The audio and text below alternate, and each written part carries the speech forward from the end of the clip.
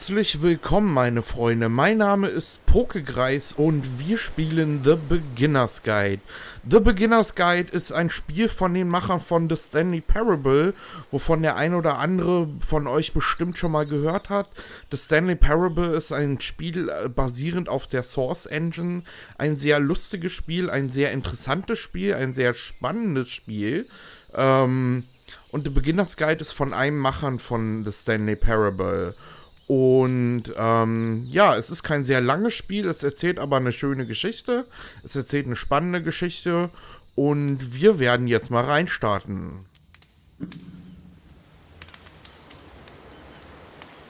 Bitte Audio einschalten, ja, das machen wir doch, das haben wir doch, das ist doch kein Problem.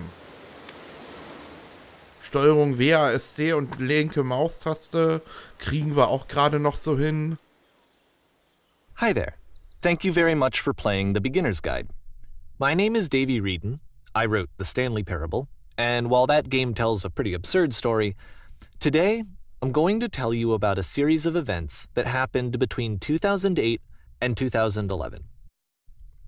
We're going to look at the games made by a friend of mine named Coda.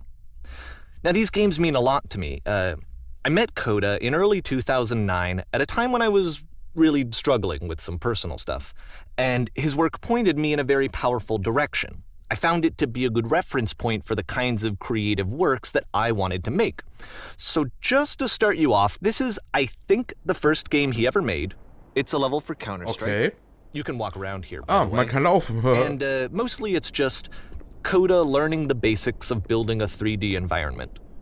But what I like is that even though he starts from the simple aesthetic of a desert town, he then scatters these colorful abstract blobs and impossible floating crates around the level. And of course, it destroys the illusion that this actually is a desert town, and instead this level becomes a kind of calling card from its creator. It's like a reminder that this video game was constructed by a real person. And it kind of makes you wonder, what was going through his head as he was building this? This is what I like about all of Coda's games. I mean, not that they're all fascinating as games, but that they are all going to give us access to their creator. I want us to see past the games themselves. I want to get to know who this human being really is. And that's exactly what we're going to do here. So, it's 2008, Coda starts making these games, and he never releases any of them. He doesn't put them onto the internet, he just makes them and then immediately abandons them, and they sit on his computer forever. And I think he really understood this image of himself as a recluse. At one point, he jokingly renamed his computer's recycling bin to Important Games Folder. Ja, okay. So, you know, this was just how he worked. He tended to crank them out one after the other without even really pausing to try to understand what he had just made, until suddenly one day, he just stopped. In 2011, that was it. He made his last game, and then he hasn't made another one since. And that's why I've taken this opportunity to gather all of his work together, is because I find his games powerful and interesting, and I'd like this collection to reach him, to maybe encourage him to start creating again. And if the people like you who play this also happen to find his work interesting, then I'm sure it'll just send that much stronger of a message of encouragement to Coda. So thanks for joining me on this. If you have a particular interpretation that I haven't mentioned here, or if you just need to get in touch, you can email me at daveywreden@gmail.com. Okay, that's about it for introduction. Let's take a look at Coda's first proper game. Okay. As each game is loading, I'll show you the date that it was completed. This first one was made in November 2008. Okay, November 2008 also. Dann werden wir schauen, was Coda da gemacht hat. Flüstermaschine aktiv. Sofort evakuieren. Wow! Hilfe! Wir können schießen. Das ist immerhin was. This game is called Escape from Whisper, and it's one of the more generic games you'll see from Coda.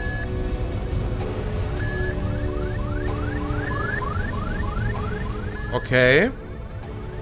Flüstermaschine ist immer noch aktiv. Wir müssen fliehen. Wir können schießen. Aber mehr... Okay, wir können nicht nachladen. It kinda looks like this game was abandoned mid-development. For instance, you have this gun, which you'd think would indicate that there are supposed to be monsters or enemies somewhere. but then clearly there are no enemies anywhere. You can't even reload the gun when you run out of bullets. But ultimately we don't really know. Maybe Coda thought that actually it was complete the way that it is. And I think that we should talk about his games for what they are, rather than for what they're not. Ah, okay, da hinten geht's also weiter. Alles sehr dramatische Stimmung. I love how you can see the bottom of the universe from this room. Oh, da hat aber jemand nicht ganz fertig gemacht, würde ich mal behaupten. Merkwürdig. So. Ja. Apparently this space station has a labyrinth on it. Ja. Sure, I don't know. There's really no reason for it that I've ever been able to discern, so in the interest of time, I'm just gonna skip you on past it. Es macht natürlich Sinn, in eine Space Station ein Labyrinth einzubauen. Okay, this is the part that's interesting. The game has this narrative about the whisper machine and how it has to be turned off, and then you get to the engine room. Okay. Hey, you there, in the engine room. You could save us all. That beam is powering the whisper machine.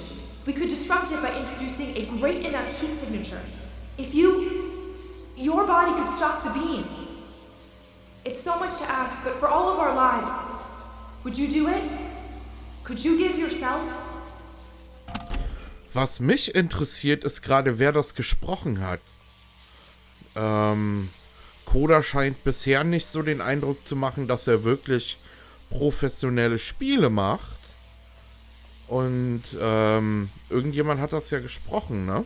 This is not a branching point, unfortunately. The only option is to step into the beam. Na toll. Dann, hüpf. Und umgekippt. Let me pause here for a second. What you just experienced, stepping into the beam and then dying, is probably what Coda had initially intended when he was developing this level. But when he first compiles and plays it, something goes wrong. There's a bug somewhere. And this is what happens instead. Okay, also müssen wir uns nochmal umbringen.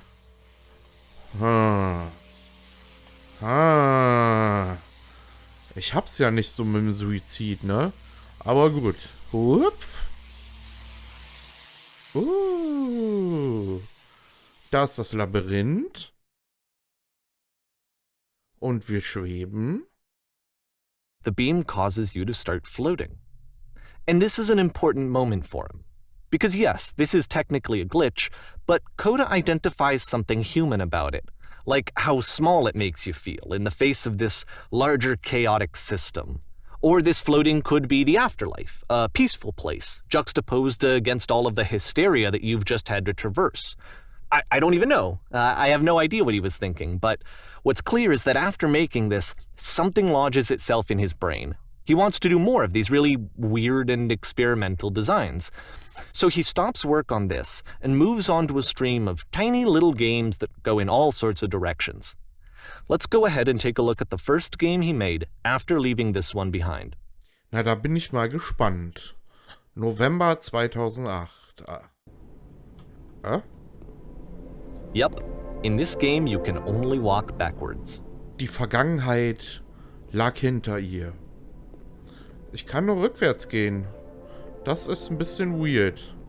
Aber gut, die Vergangenheit lag hinter ihr. Süpp. Da wird einem ja fast ein bisschen schwindelig.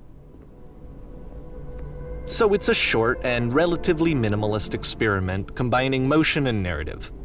It is less advanced than the previous game, but actually it seems to be more focused, more complete. Coda's trying to give it a unique voice rather than simply basing it on a pre-existing trope. Doch die Zukunft war noch nicht zu sehen. Dann gehen wir mal zurück. Warum ändert sich die Zukunft ständig?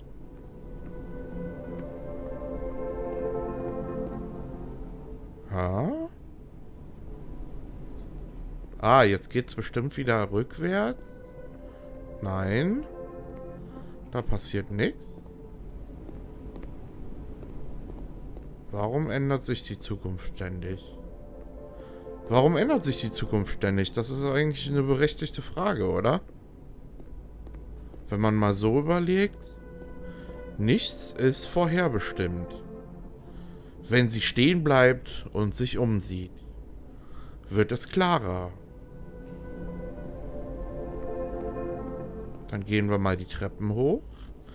Aber wenn die Zukunft immer hinter ihr liegt, wie soll sie dann die Kraft finden, sich ihr zu stellen? It's a short little thought, it says what it wants to say, and then it ends. Didn't need anything more than that. Which to me is why it works, because it gets out quick. Okay, next one. Auch nochmal November 2008. Wir sind im Dunkeln. Okay. Sorry. Übrigens, wenn ich an das Mikrofon stoße, einfach ignorieren, weil ich habe da gerade eine ganz abenteuerliche Mikrofonkonstellation vor mir stehen. Und der Popschutz ist ziemlich weit. Du betrittst nun? Der Popschutz ist ziemlich nah über meinem Arm. Über meinem Mausarm. Ich betrete nun? Was betrete ich denn? And that's it. Okay, the meaning of this game won't be clear just yet. Please be patient with me for a few more games and I promise you'll see what makes it interesting.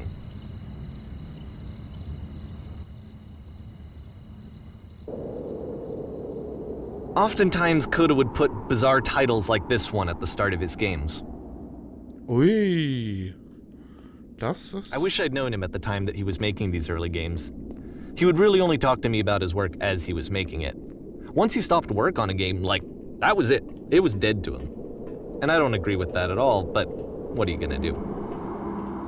Das ist aber eine große Leiter und wir werden immer langsamer.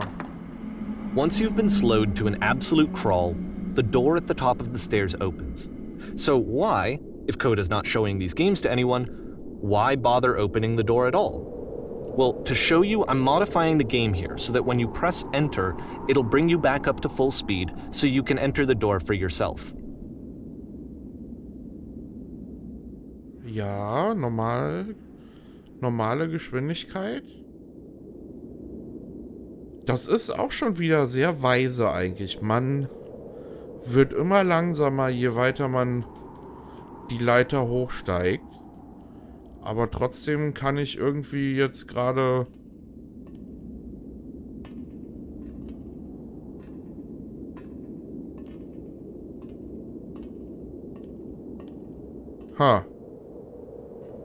Ich würde sagen, dann hüpfen wir mal da hoch.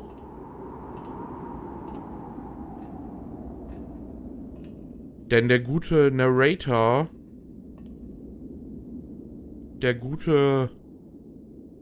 der mit uns spricht, der Dave Reedon, macht das Spiel nicht schneller.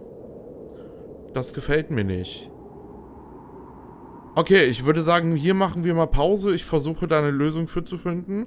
Und wir sehen uns in der nächsten Folge. Bis dann.